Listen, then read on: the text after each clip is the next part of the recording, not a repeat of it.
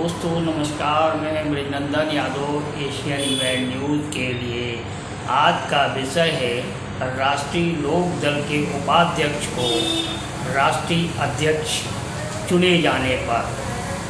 और मैं राष्ट्रीय लोक दल के बारे में राजनीतिक चर्चा करना चाहता हूं।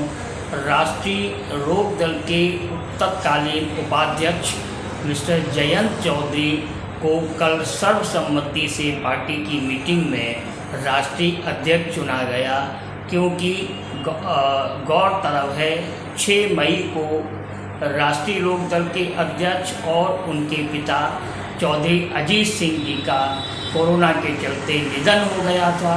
तो पार्टी में पसोपेश की स्थिति थी, लेकिन वहीं ये तय था कि चौधरी जयंत चौधरी को राष्ट्रीय अध्यक्ष के पद पर मनोनीत करना है और उनको पार्टी ने सर्वसम्मति से मनोनीत कर लिया।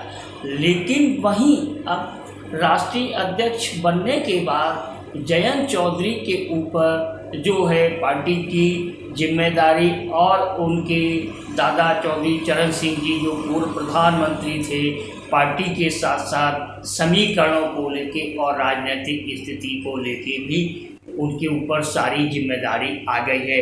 अब देखना होगा कि वो अपने दादा और पिता की राजनीतिक विरासत को कैसे संभालेंगे और किस तरीके से बरकरार रखेंगे।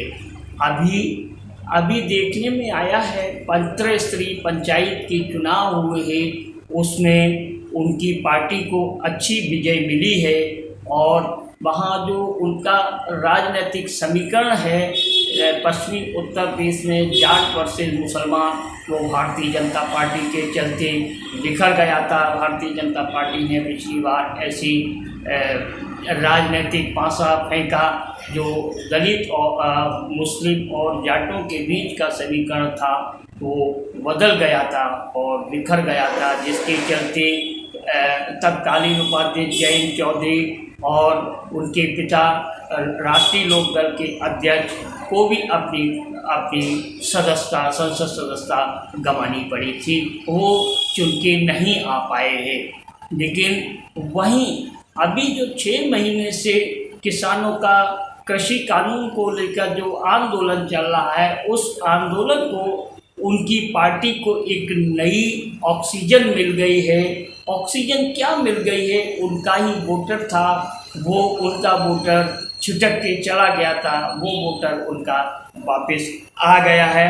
और पश्चिमी उत्तर प्रदेश में खासकर राष्ट्रीय लोक दल का बहुत अच्छा जनाधार है और बहुत अच्छा जनाधार था।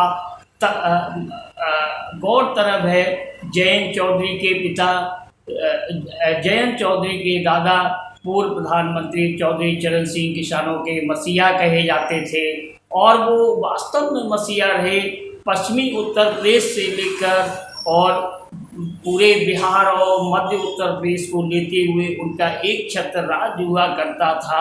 चौधरी चरण सिंह जी ने ही एक जातिगत समीकरण बनाया था, उस समीकरण का नाम था अजगर। अजगर का मतलब होता था अहीर, जाट, गुजर, राजपूत। ये जो जातियां हैं ये ओबीसी की महत्वपूर्ण जातियां हुआ करती थी और ये पश्चिम से लेके पूरब तक ये सारी जातियां जो थी वो चौधरी चरण सिंह के साथ लामबंद हुआ करती थी। तो चौधरी चरण सिंह को पिछले टाइम में पुराने समय में शेरे किसान कहा जाता था और वो किसानों के हमदर्दी के लिए कहाँ तक लड़ सकते थे, इसके कई वानगी हैं, कई उदाहरण हैं। लेकिन देखने में ये आया है कि जयंत चौधरी भी अपने दादा की तरह ही काम कर रहे हैं और उसी तरीके किसानों के हकों के लिए बात करते हैं और किसानों के हकों के लिए वो लड़ते हुए दिखाई देते हैं।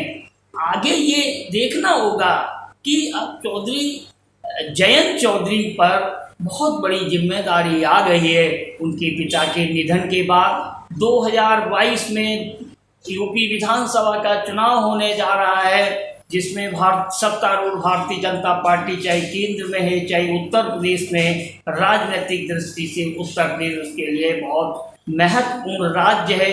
वहीं देखना होगा कि जयंत चौधरी पश्चिमी उत्तर प्रदेश में कहाँ तक अपनी साख बचा के रख पाते हैं, जबकि भारतीय जनता पार्टी ने साम दाम दंड भेद करते हुए उनका जो बेसिक वोट है जाट वो वोट तोड़ लिया था और मुस्लिम समीकरण को अलग कर दिया था। लेकिन जिस तरीके से पंचायत चुनाव के नतीजे आए हैं और नतीजे बड़े उत्साहवर्धक रहे, उत्साहवर्धक नतीजे के साथ साथ ये आशा है कि अब जयंत चौधरी आगे आने वाले समय में बहुत अच्छा प्रदर्शन करेंगे।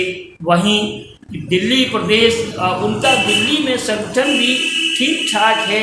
उनके संगठन के बहुत महत्वपूर्ण सक्रिय कार्यकर्ता और दिल्ली में महासचिव हैं मिस्टर मनमोहन सिंह। मिस्टर मनमोहन सिंह से मैंने राजनीतिक हालात पर बात किया तो उन्होंने कहा कि चौधरी साहब के साथ सारे लोग समय मतलब उनकी कठिन समय में साथ छोड़ गए थे, हम लोग उस ज़माने से हैं और आज भी उन्हीं के साथ हैं, कंधे से कंधा मिलाकर जयंत जी के साथ हम खड़े हुए हैं।